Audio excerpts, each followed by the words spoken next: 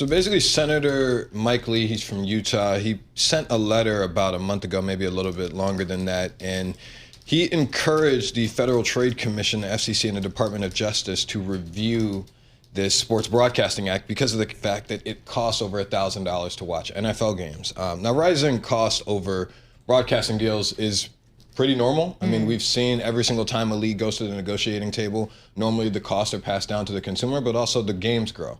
And so I think that it'll be interesting to see how they approach this, if anything changes. But the NFL still has 4 years left on its broadcasting rights agreement. There have been reports that they want to opt out of that and negotiate early. Those talks are very, very early. So we'll see. Could there be possible political motivations behind this? I think with everything happening in the country right now, you never know who is setting their sights on the NFL. And I mean, you see what's happening with the Rooney Rule. There is a Florida attorney general who has turned his sights towards the NFL and saying that the Rooney Rule goes against federal law. We'll see how that plays out. And I mean, there are no reports right now that those two things are connected, but we've seen different areas of this administration set their sights on sporting leagues and other organizations out there. So it wouldn't surprise me, but it hasn't been reported yet. So, Randall, this is focusing primarily on the media rights deals for the NFL. Now, most of those, even going back 30 years, 40 years, there's been some paid component to it because even if I want to watch my CBS game, I'm probably getting it through my cable package as opposed to having my rabbit ears. So it's always been the consumers directly paying for sports. Is it different now that it's streaming? There are more partners now. Okay. So Amazon has a Thursday night football game. You can stream on Peacock occasionally. YouTube has streamed a game before.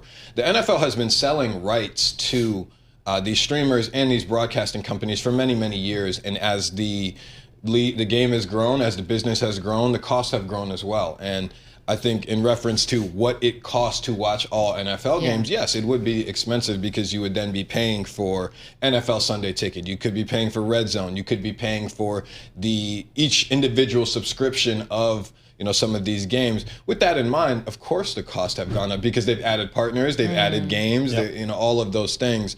But again, like we're talking about ABC, NBC, CBS, I'm ESPN. All of these things you could walk into a bar or just subscribe to your local cable, and they would be right there. Now, you wouldn't be able to choose a game. And here in New York, you would probably be subject to the Jets and Giants. In other places, it would be the local markets there. So it really depends on if the customer wants to pay for all of these games that the NFL broadcast.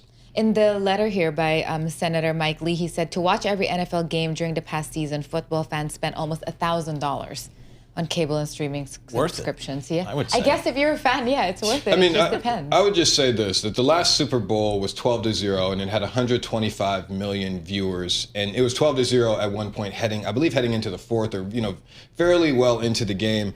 And it was the second most watched Super Bowl of all time. And with that in mind, if you're the NFL, of course you would like to go back to the negotiating table to try to get more money. Now, if let's just say that this investigation kicks things down the road, if your Super Bowl is 12-0 and it's the second most watched game ever, your 4 years down the line might not be a bad thing. You just want that money right now. So evidently, I do think that the NFL will get their money. It's just about when.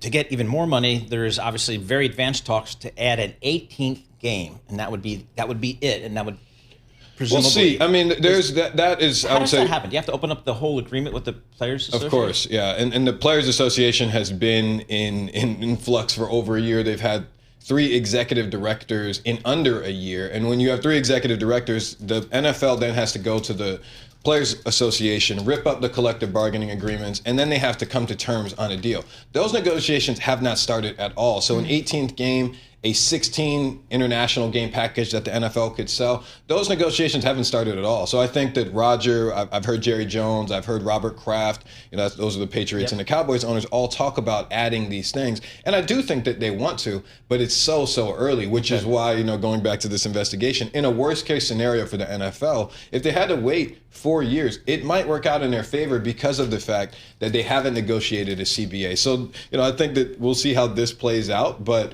right now, I think that if I'm the NFL watching this, it's like, okay, we'll see. Yeah. Okay. What could possibly be the end game here?